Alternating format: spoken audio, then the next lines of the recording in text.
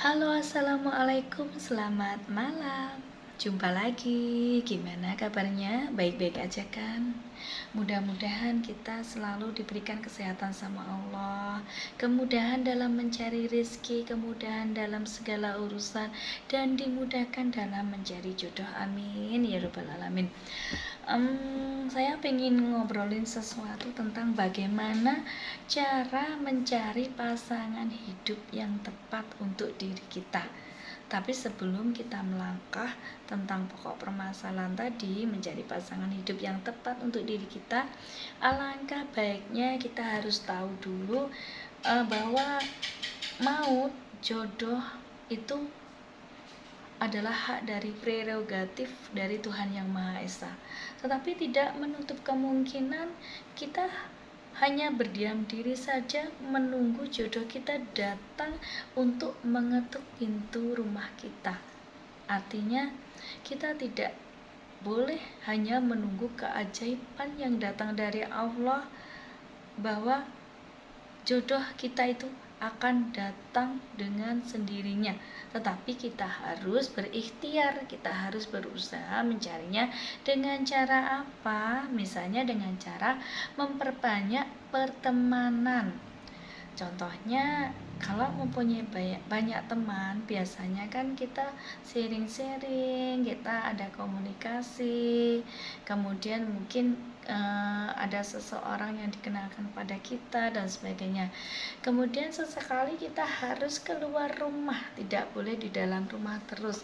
Misalnya kita adakan jadwal atau agenda, kita harus jalan-jalan dalam waktu beberapa minggu ini. Kita harus keluar rumah, mencari tempat rekreasi yang nyaman untuk kita. Mungkin dari situ kita ada semacam interaksi antara sesama manusia, kemudian kita nanti bisa berkenalan.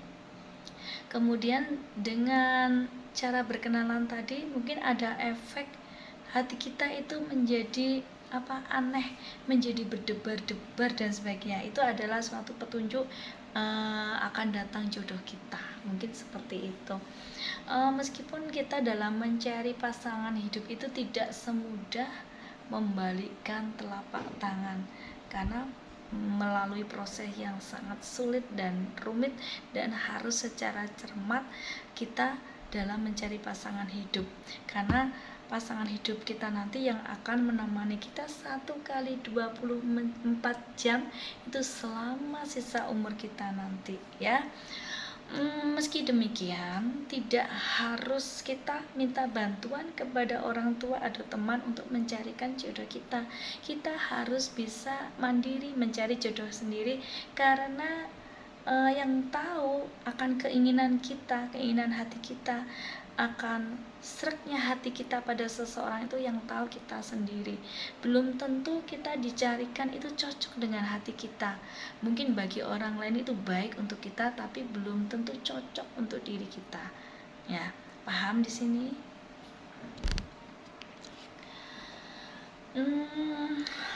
Dalam mencari pasangan hidup itu sebaiknya kita harus tahu dulu, memahami diri kita itu siapa, memahami diri kita itu bagaimana, gimana tahu keinginan hati kita dalam mencari pasangan. Kita mencari kriteria yang sesuai dengan keinginan kita itu bagaimana. Itu berarti kita sudah memahami diri kita sendiri. Kalau kita sudah berkenalan pada seseorang atau pasangan, kita harus mengetahui karakter atau sifatnya. Mungkin dia pendiam, mungkin dia pemarah, mungkin dia cerewet dan sebagainya. Kita harus tahu itu. Jangan sampai pas waktu pacaran itu semua menjadi indah, seperti semacam dunia milik kita berdua gitu. Tidak boleh seperti itu. Biasanya kalau pacaran itu kan pahit rasa coklat gitu ya. Atau mungkin dunia serasa milik kita berdua, yang lain itu ngontrak. Nah, itu adalah rasa-rasa dalam berpacaran, tapi tidak semudah itu. Kalau berumah tangga atau berkeluarga itu harus tahu bagaimana kekurangan pasangan kita, ya. Kalau kita sudah tahu kekurangannya, nanti kita akan lebih mudah untuk mengenali kelebihannya. Jadi kita dalam mencari pasangan nantinya itu harus bisa berpikir, orang ini kalau nanti pas waktu aku terpuruk dia itu masih enggak bersama aku dan sebagainya. Jadi jangan hanya pas senangnya saja nanti disayang-sayang, nanti pas lagi bangkrut atau lagi down dalam berumah tangga nanti ditinggal. Jangan sampai seperti itu. Maka kita harus mencari pasangan yang bisa memahami atau mengerti kekurangan kita, karena dengan pasangan kita mengetahui atau memahami kekurangan kita itu, maka secara gampangnya nanti pasangan kita akan menerima kelebihan kita, ya. Oleh karena itu kita harus berhati-hati dalam mencari pasangan. Kita harus tahu bagaimana karakter jeleknya. Jangan sampai pas pacaran manis banget, iya mas, iya sayang, tapi kalau nanti berumah tangga brok, setelah punya masalah piring dilempar, sendok dilempar, meja dilempar. Nah, jadinya akan kacau dan bisa ketindak atau ke ranah hukum dan bisa menimbulkan perceraian, ya. Paham dari sini? Kemudian kita harus mendapatkan pasangan yang bertolak belakang. Berarti gini ya, nggak bisa gini. Maksudnya gini, kita harus mencari pasangan dianjurkan. Kenapa yang bertolak belakang? Karena apa? Untuk mendapatkan pasangan hidup yang bertolak belakang itu asik gitu loh. Ada sesuatu keunikan atau karakteristik sendiri yang membuat hidup kita itu berwarna. Contohnya, kalau salah satu pasangan kita itu ada yang cerewet, berarti kita harus mencari yang pendiam. Dengan cerewet musuh cerewet, nanti plus musuh plus jadi bentur terus gini. Kalau misalnya yang satu cerewet, yang satu pendiam, nanti kan ada plus minusnya gitu.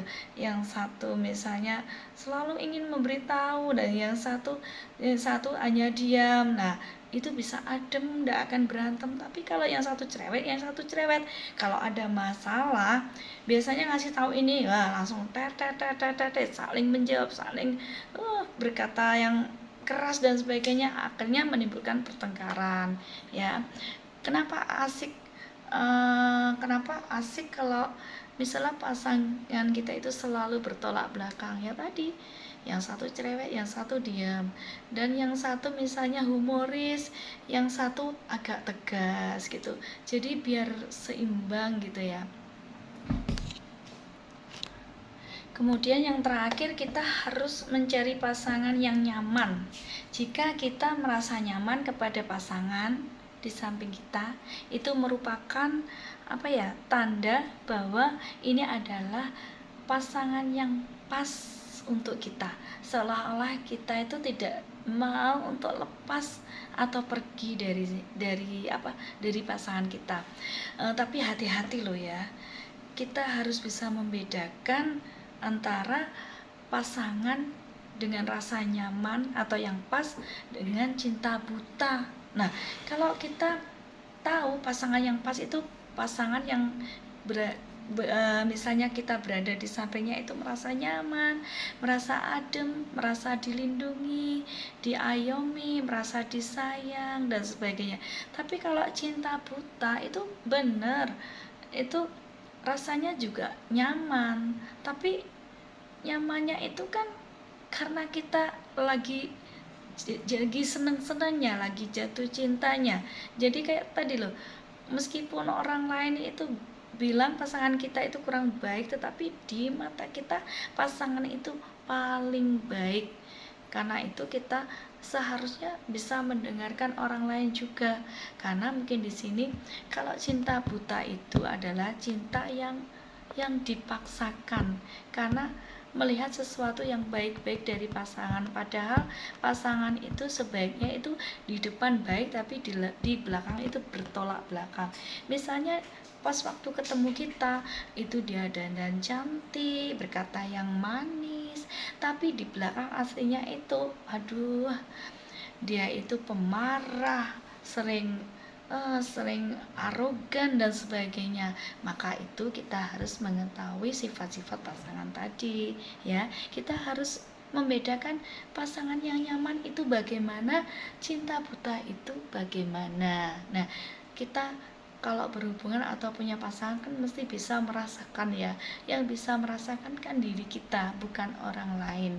Tapi orang lain kan juga perlu kita perhatikan, mungkin masukan dia itu benar, diunggah nih, diuduk nih, apakah yang dibilang itu benar, apa memang dia hanya untuk supaya kita mengadu domba, supaya kita bertengkar dan sebagainya ya.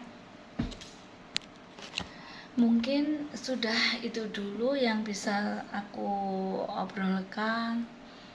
Ini sudah ngantuk, mau tidur. Pesan saya, kalau jodoh itu memang sudah disediakan oleh Tuhan Yang Maha Esa untuk kita, tetapi kita harus berusaha untuk menjemputnya ya. Karena itu harus mengetahui cara dalam memilih pasangan hidup, jangan sampai terlihat di awal baik ternyata di akhir kurang baik ya. Terima kasih. Kalau mungkin ada tutur kata aku yang kurang berkenan, mohon dimaafkan. Wassalamualaikum. Selamat malam.